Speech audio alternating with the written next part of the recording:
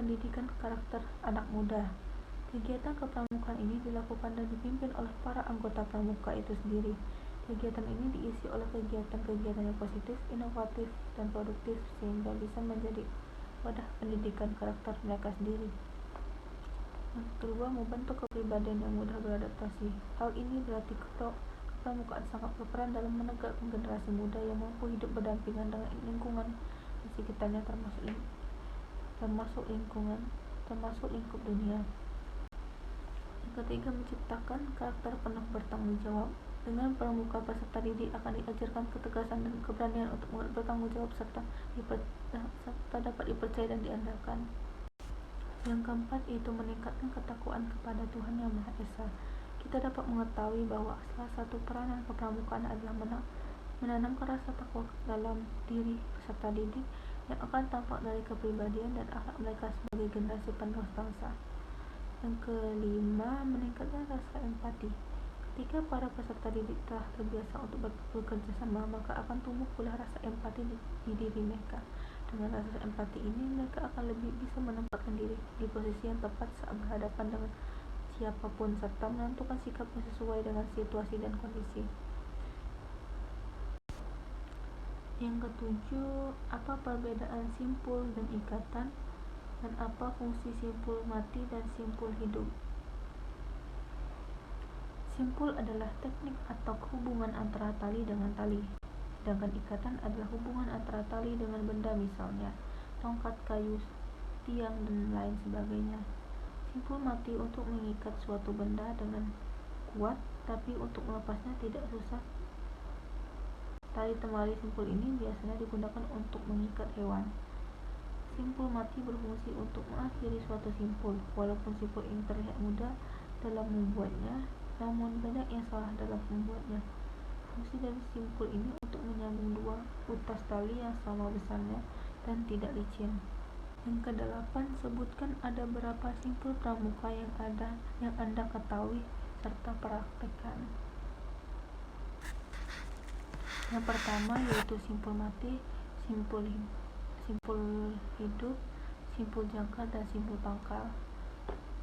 Berikut contoh praktek dari simpul mati, simpul pangkal, simpul jangkar, dan simpul hidup.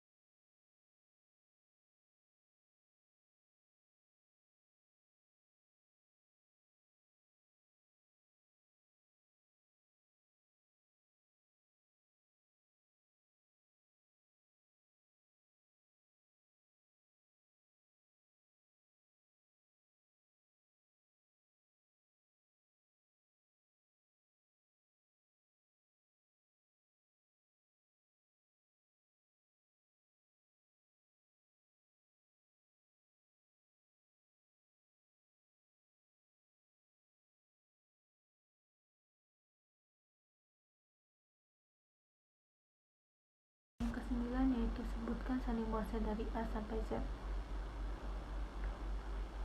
Yang pertama A titik garis B garis titik titik titik C garis titik D garis titik titik E titik F titik titik garis G garis garis titik H titik titik titik I titik titik J titik garis garis garis K garis titik garis L titik garis titik M garis garis N garis titik O garis garis garis P garis titik garis P titik garis garis titik Q garis garis titik garis R titik garis titik S titik titik titik T garis U titik titik garis F titik titik titik garis W titik garis garis X garis titik titik garis Y garis titik titik garis garis Z garis garis titik titik.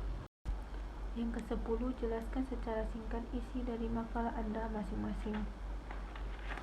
P3K adalah upaya pertolongan dan perawatan sementara terhadap korban kecelakaan sebelum mendapatkan pertolongan yang lebih sempurna dari dokter atau paramedik. Ada beberapa tahapan dalam memberikan pertolongan pertama. Yang pertama, menolong atau penolong mengamankan diri sendiri.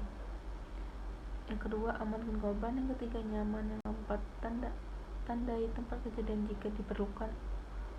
Yang kelima, usahakan menghubungi tim medis. Yang keenam, tindakan P3K. Yang ke-11 yaitu mengapa kepramukaan itu penting bagi pendidikan. Pendidikan kepramukaan sangat penting bagi siswa-siswi untuk pengembangan diri di sekolah yang sedang mengalami masa-masa transisi, mencari jati diri, dan masih belum mempunyai pendirian yang tetap. Pendidikan pramuka tidak hanya membuat siswa lebih berkarakter dan mempunyai prinsip, kecakapan, berjiwa mandiri, berjiwa kepemimpinan, dan kepribadian yang positif. Pramuka juga mengajarkan bagaimana mengenal lingkungan hidup dan bertahan hidup di dalam keadaan darurat. Terakhir, jelaskan bagaimana cara pembuatan pita. Hal yang perlu diperhatikan dalam pembuatan pita. Yang pertama, penentuan skala. Hal ini erat kaitannya dengan jarak yang akan ditempuh selama melakukan perjalanan dengan kertas yang ada. Yang kedua, pembuatan keterangan. Keterangan yang dimaksud adalah apa-apa yang dilihat selama melakukan perjalanan, baik yang ada di sebelah kiri maupun yang ada di sebelah kanan. Yang perlu diperhatikan adalah tanda-tanda berupa bangunan-bangunan penting atau suatu daerah yang mencolok dan merupakan sesuatu yang mudah dilihat dan diperhatikan.